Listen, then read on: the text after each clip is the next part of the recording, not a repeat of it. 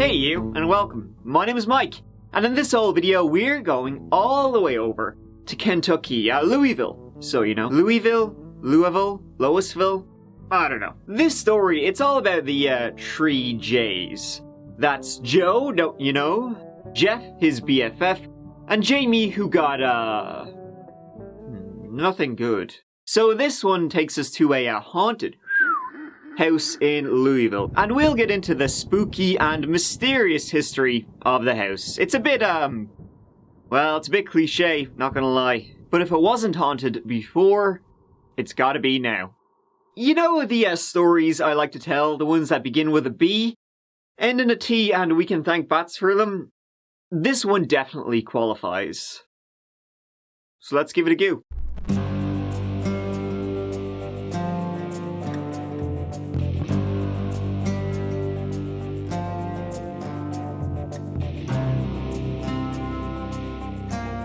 So we're gonna go just bananas, absolutely wild here, and not begin at the beginning. We're gonna begin where everybody else began. And it began with a 911 call. Coming from the old section of Louisville, a house at 1435 South 4th Street. That 911 call was made in June of 2010. My boyfriend is attacking me. He's trying to get into the room where I'm hiding. The door's locked. I can hear the voice right here on the door.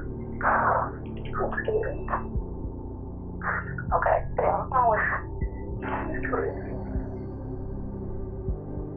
phone. The caller was a fella named Jeffrey Mundt, and he was terrified of his boyfriend. Jeffrey had been chased around the house that he owned before locking himself in a room, but it didn't look like it was going to stay that way.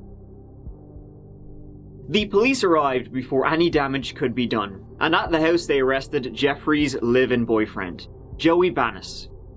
The couple were both 38 years old.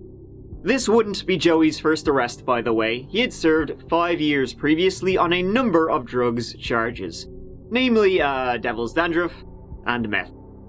Joey Banis was the son of a successful plastic surgeon in Louisville from an upper-middle-class family.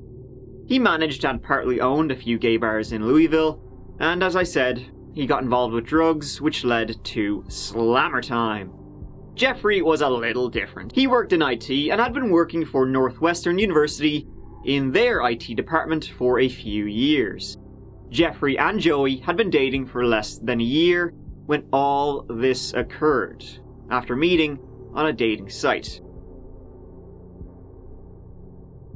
So at first it kind of seemed like just a relatively straightforward case of domestic abuse, domestic assault. They had argued, fought, and then Jeffrey, called for help.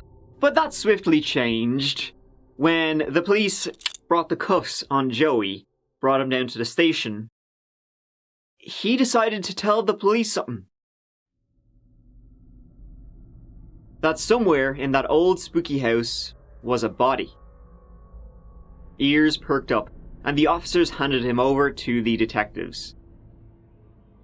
Was this like, sure, he's just shy talking, trying to get out of beating his fellow up? Or... Earlier tonight, you told the uniformed officers about a homicide. Yes. Okay. I know, a rainy night. Jeffrey wanted to get some drugs. Joey told the detectives that about 7 months earlier, himself and Jeffrey had been in the house when they invited over a drug dealer they knew. They wanted to get the party started. He pulled out his little bag full of stuff. He had drugs and money. We started to get high. I was watching porn. And before I knew it, there was blood flying. There was a lot of yelling. Really, this all happened so quickly that I was freaked out. I was up against the wall, hyperventilating. I thought at that point that he was going to kill me. Jeffrey was a greedy Gus, and after the dealer sold him some stuff, he wasn't done yet, and he killed him. The story's already nuts, and we haven't even gotten to the counterfeit money or hostage situation video yet. Did I say that out loud? He wrapped him into a bunch of bed linens and dragged him downstairs to the basement. Should take the hole. He said that I would get my ass down there and help him, or else I'd be going into that hole. There was a body buried underneath the house, and Joey swiftly drew the police a map. The police decided to do some treasure hunting.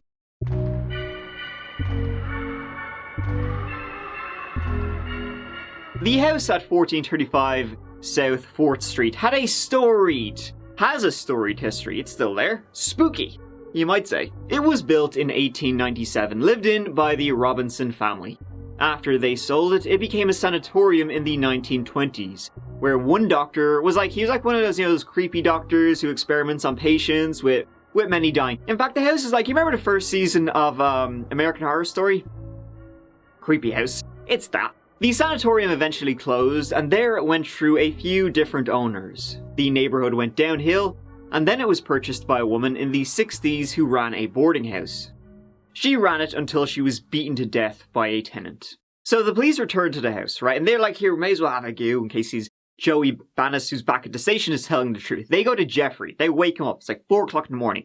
Jeffrey, who called the police to begin with, is shocked and appalled that somebody would be buried beneath their house. Jesus, lads, first time I'm hearing about this. But the idea of murder was not, an idea that would be completely unfamiliar when you're talking about Joey Banis. Sorry, Mike, yeah. Jeffrey Martin, okay. Are you in a relationship with him? Yeah. I used to break up with him.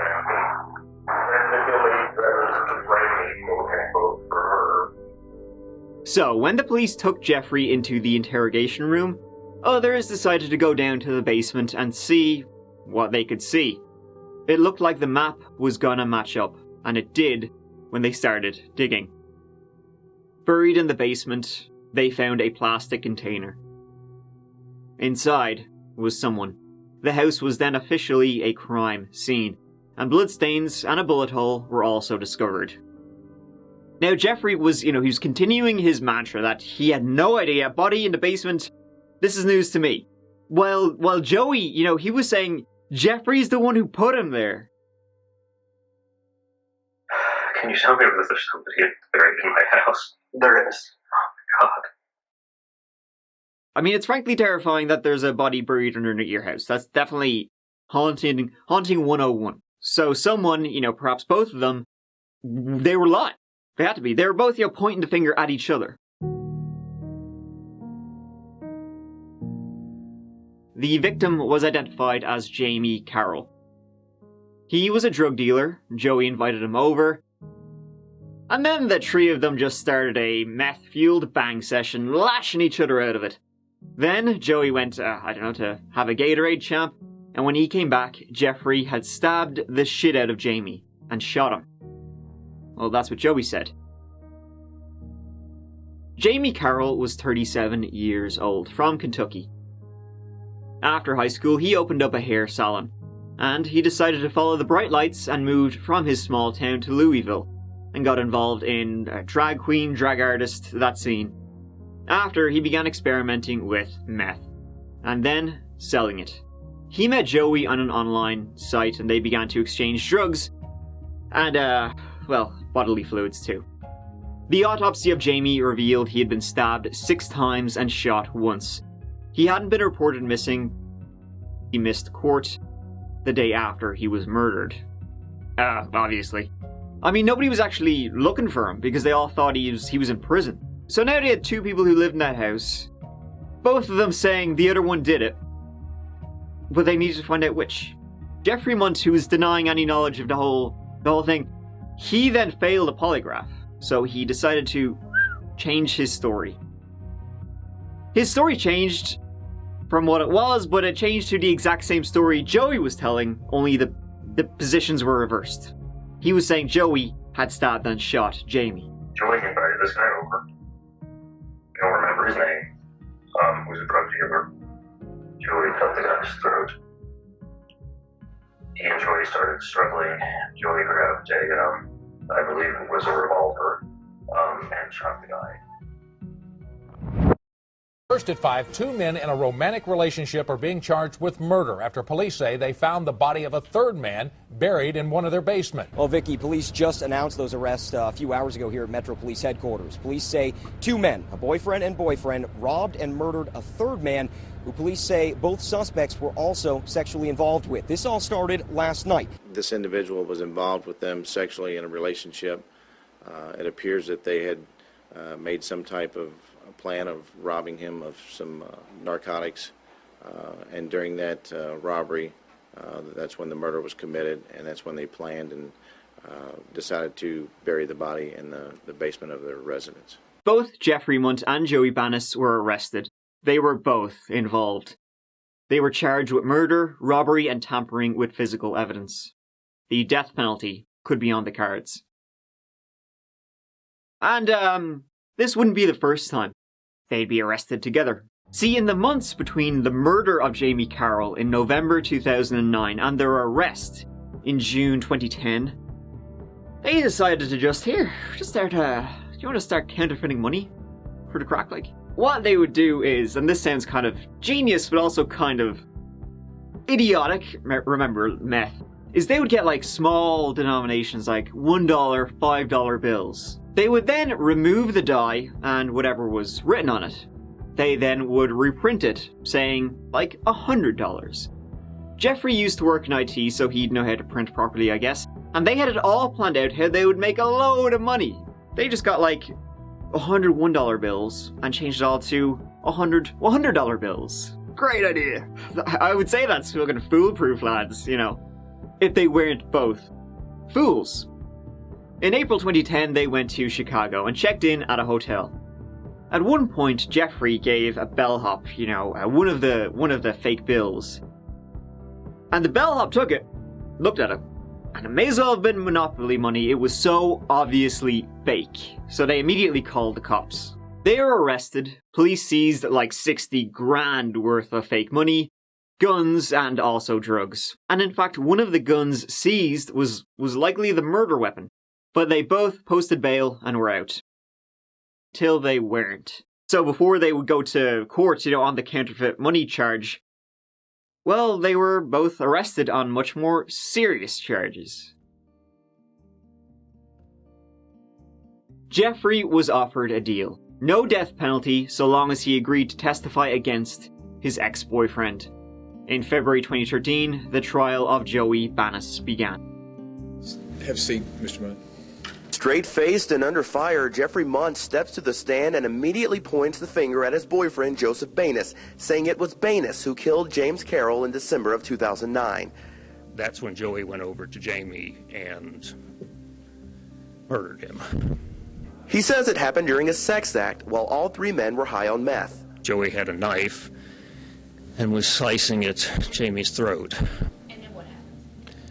And Joey shot him, I believe, twice. Joey pointed the gun at me and said I had a choice, which was to help him or to be killed. I was honestly afraid that he would do exactly what he said, which was he would kill my cats and he would kill my family. And I don't know whether it was a logical belief or not, but I believed it. You had the opportunity to say, you know what? There is a body in my basement, and I'm afraid to tell you about it. Mr. Banis has been running around scaring me this whole 6 months, and doggone it, I'm so scared now, I want to come clean. You had the opportunity to do that, didn't you? I did indeed. I was scared. You were scared? Why didn't you tell the detectives when you first walked into that room that you were so afraid of Mr. Banis that thank God I'm someplace now where I'm able to be free? Why didn't you tell them that? I don't know if I would define the police interrogation room as someplace to be free. The prosecution said they were both involved in a murder, but it was actually Joey who pulled the trigger. I mean, no one really knows what happened, that night, other than Joey and Jeffrey, and both their stories are stinky. But according to court documents, this is what happened. In late 2009, Joseph Banis, his paramour Jeffrey Mundt, and James Carroll gathered at Mundt's house in Louisville for a drug-infused menage a trois. However, things quickly went awry. While Carroll and Mundt were engaged in sexual relations, Banis stabbed Carroll in the throat with a knife and then shot him. Joey getting jealous. Banis then proceeded to point the gun at Mundt and threatened to kill him if he did not help. They then stripped Jaime, cleaned his body, beat it with a sledgehammer so that it would fit easily into the container, put it in, covered the body with lime, and buried it 3 feet in the dirt of the basement. They really just wanted drugs and a haunted house. It took 10 hours of deliberation, and Joey Banis was found guilty on all counts. Mr. Banis, if you'd please rise.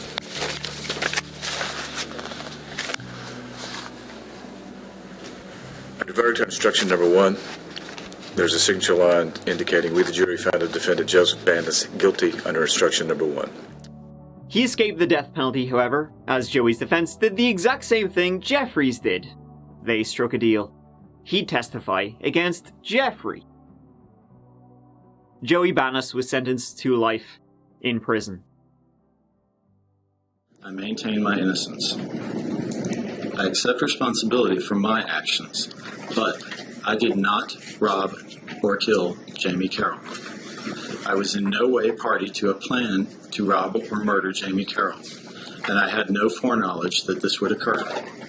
I did not know that Jeffrey Mundt planned to kill Jaime Carroll. If I had believed this or known this in advance, I would have prevented it. I consider myself lucky to be alive.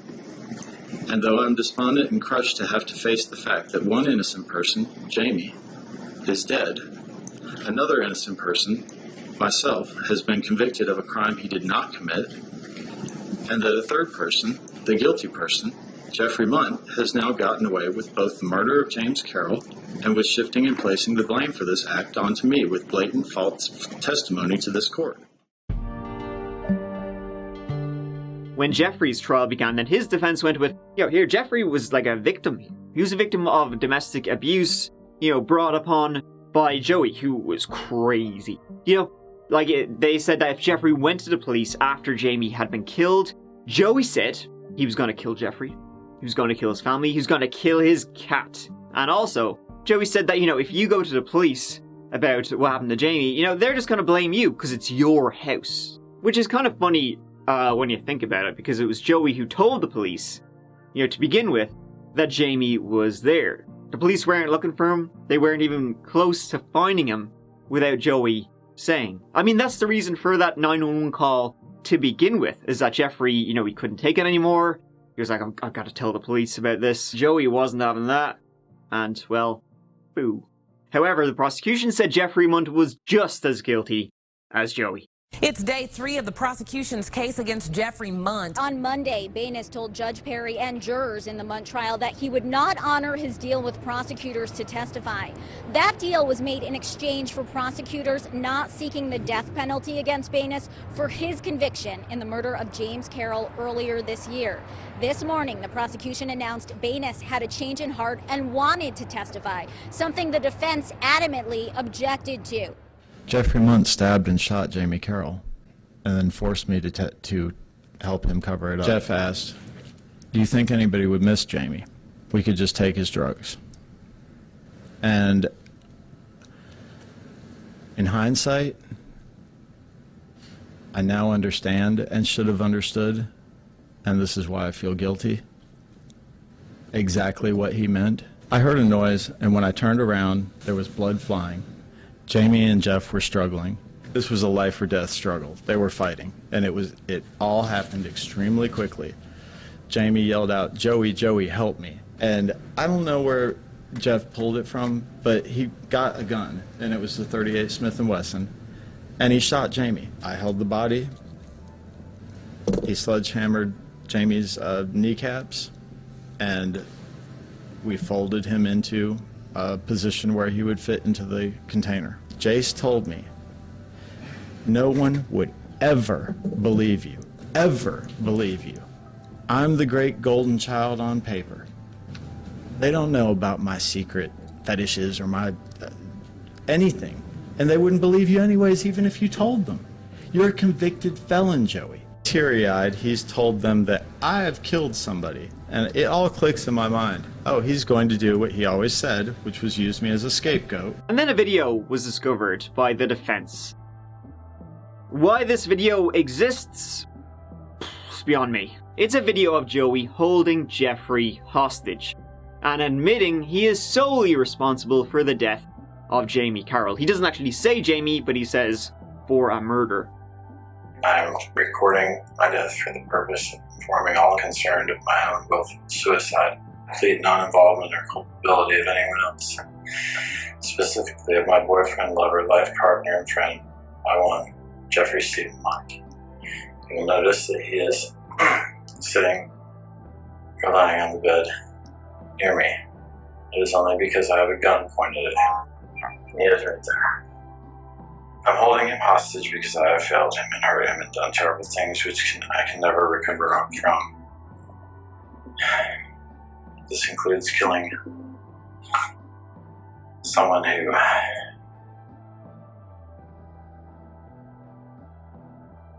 This includes killing someone. So there you go. Now though, the prosecution also played a clip which they said showed Jeffrey writing the statement Joey said. I mean, you can't see what he's writing, but he's writing something on a laptop.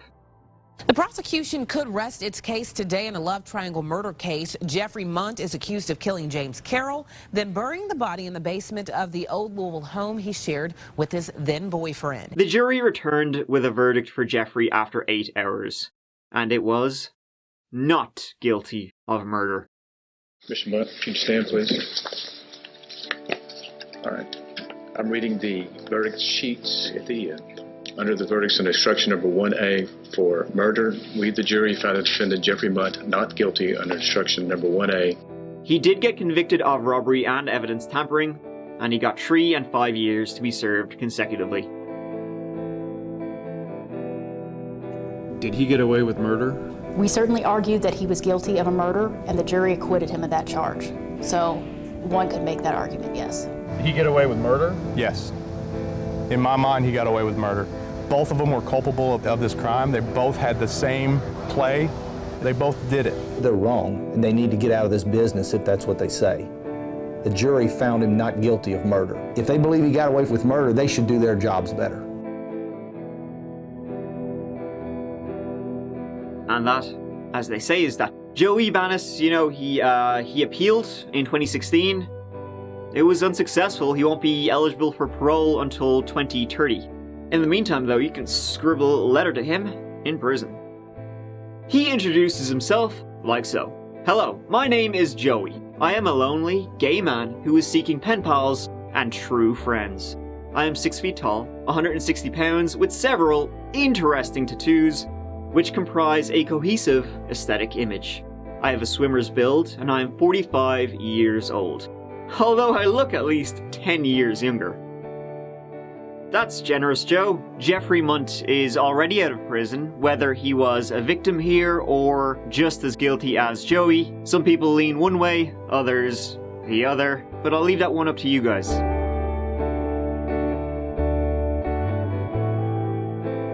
The haunted house, I mean, come on, it's gotta be, remains. It was sold and has since been remodeled. Though this entire story, to be fair, it just adds to its already long history of being creepy. In fact, I'm pretty sure this is the creepiest thing yet, having somebody murdered and then buried underneath the house for 7 months. Hard to top that. Though in case people were worried about it being haunted, you know, the basement, it has got a, quote, it has been spiritually cleansed. The basement where the murder happened was spiritually cleansed and the dirt floor paved over. The new owners wanted to give it a clean slate. So there you go. Great. Happy days. Problem solved. Thank you so much for watching. I really appreciate it. And I appreciate you.